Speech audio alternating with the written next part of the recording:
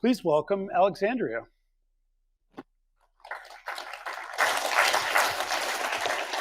Hello, everyone. I'm Alex Berninger, and I'm going to talk about navigating the attention economy, communicating cyber threat intelligence to stakeholders at all levels. So for a quick agenda, first I'm going to go over a quick who am I, then I'm going to look at focus and attention generally before we shift into cyber threat intelligence and talk about how to navigate this attention economy in CTI, and then how do we incorporate attack. So I'm currently at Accenture. I've been at Accenture for about 3 years. I came over via an acquisition of Semantic Services in 2020. I have been in intelligence for 15 years. I started with the US government and transitioned to cybersecurity in 2017 and into the private sector. I live in Denver with my husband, my 2 kiddos, and my 2 dogs, Kylo and Kenobi. We like Star Wars. And one of my passions is doing family videos. And what I really like about family videos is that this is just a really short video, but it allows me to remember this whole time period in my daughter's life, which was last year around Halloween. We're getting close to that again, and I love Halloween.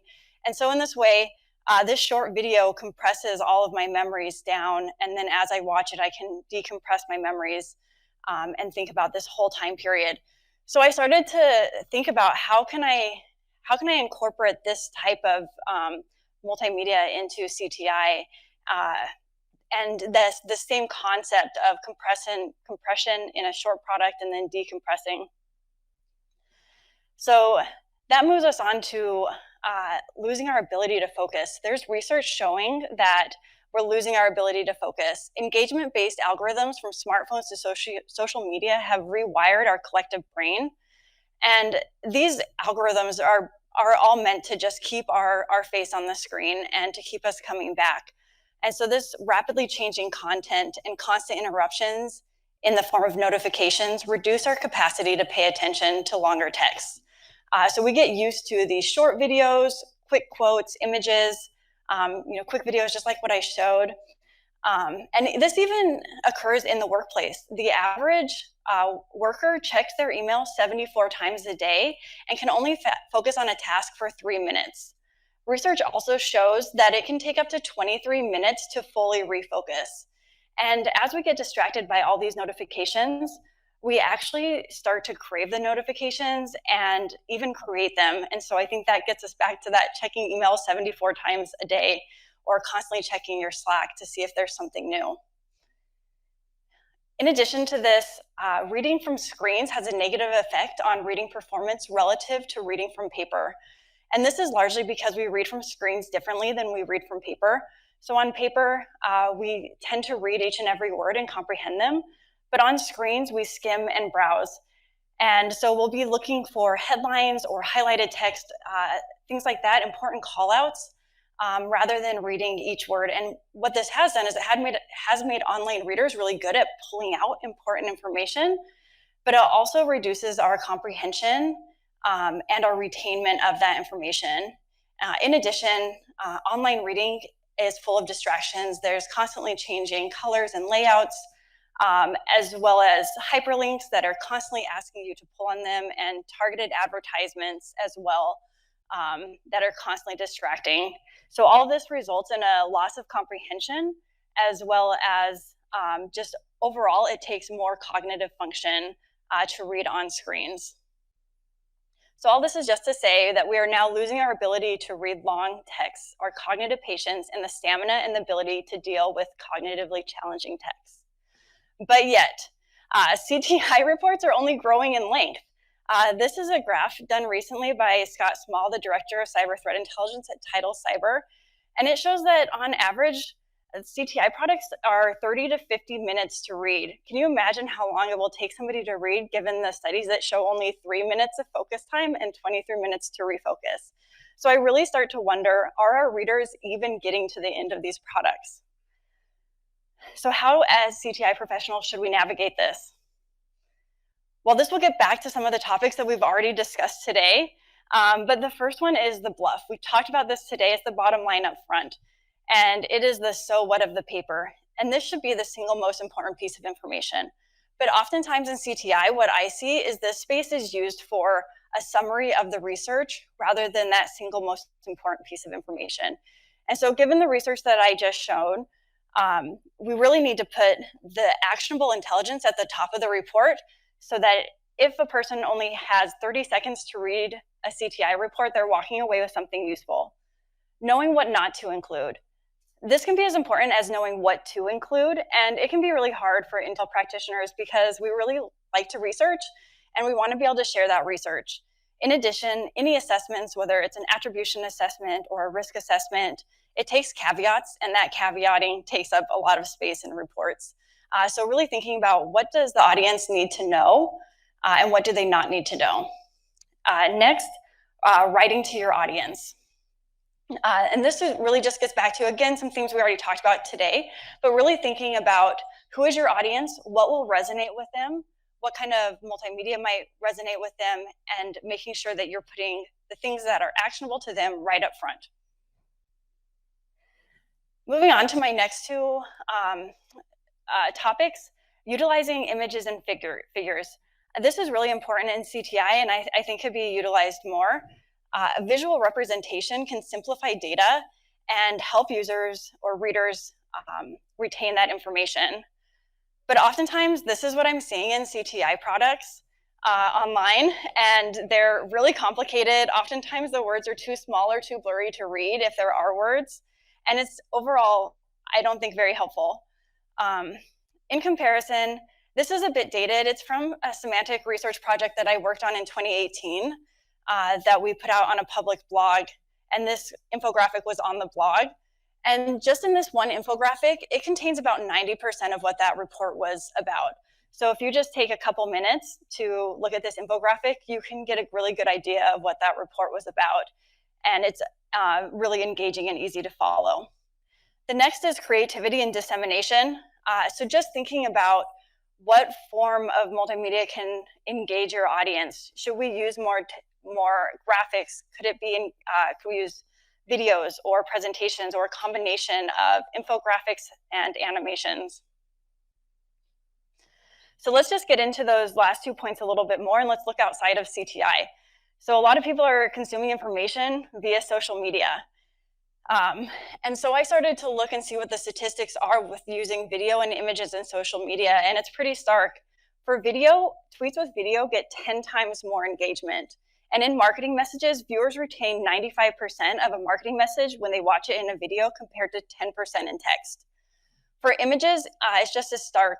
Tweets with images are 150% more likely to be shared than text-only tweets.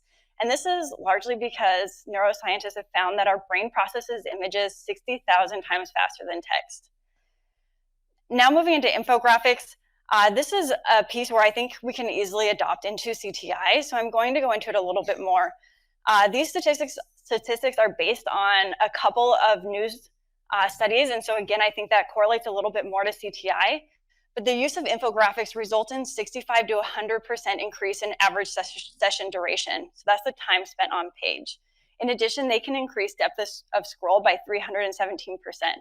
Studies have shown that users only scroll about 25 to 35% down the page, and that once you hit the halfway mark of the scroll bar, readership really drops off.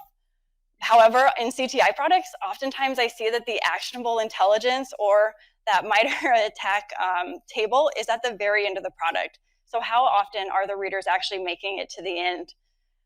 Here's an example from Rubric where they not only optimized for the phone, but they also used a lot of infographics. So I don't expect you to be able to read the text, but it's more just to show how the infographics move and how they use a little bit of text to keep the user engaged.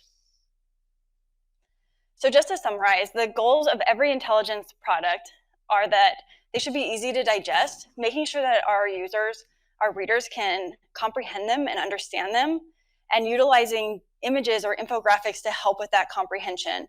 They can be viewed in different venues, so either via presentation or on a screen or mobile, thinking about these different ways that people get information. And then finally, that solutions and mitigations are upfront in those.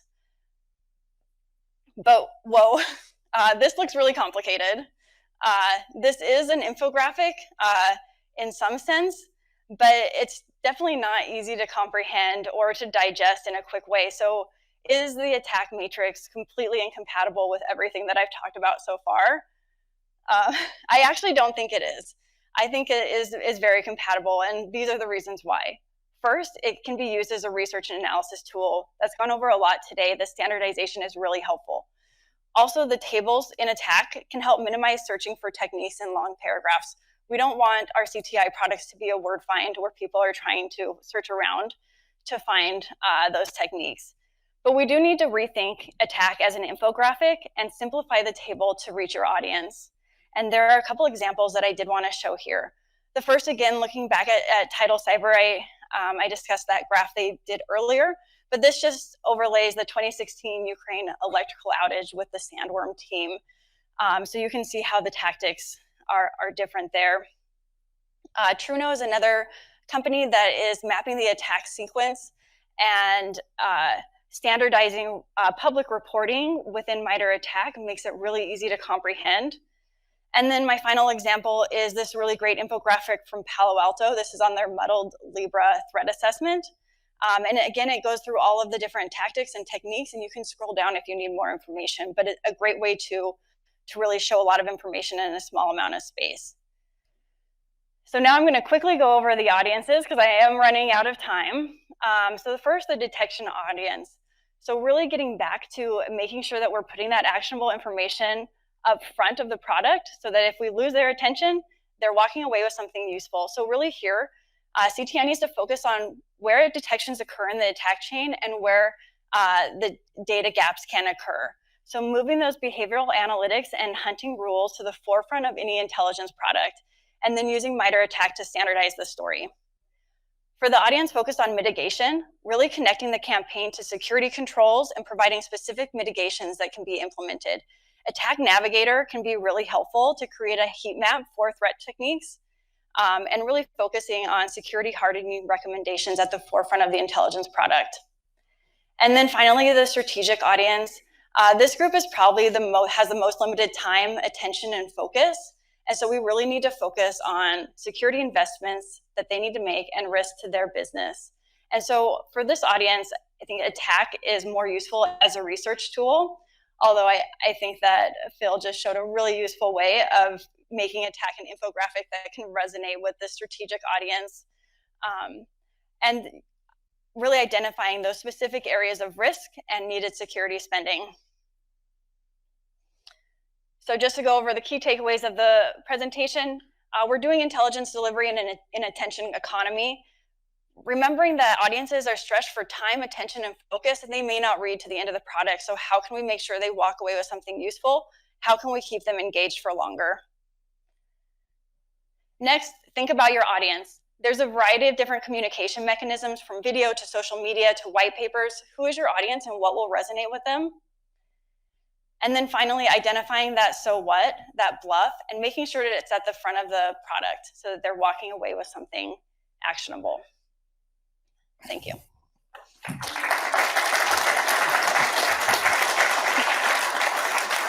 That was phenomenal, and I hate how much of myself I saw on that. Like, I wish I checked my email 78 times a day, or only that few. But I did have a quick question. I know we're coming up on time.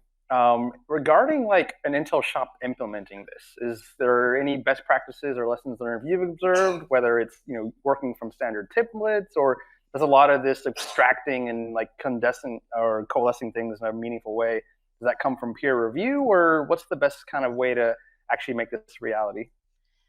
Yeah, I think the best way to make it a reality is just to think creatively and maybe even engage more with marketing. I think that a lot of times when Intel practitioners think about implementing these things, they're like, oh, I'm not in marketing or I'm not in sales.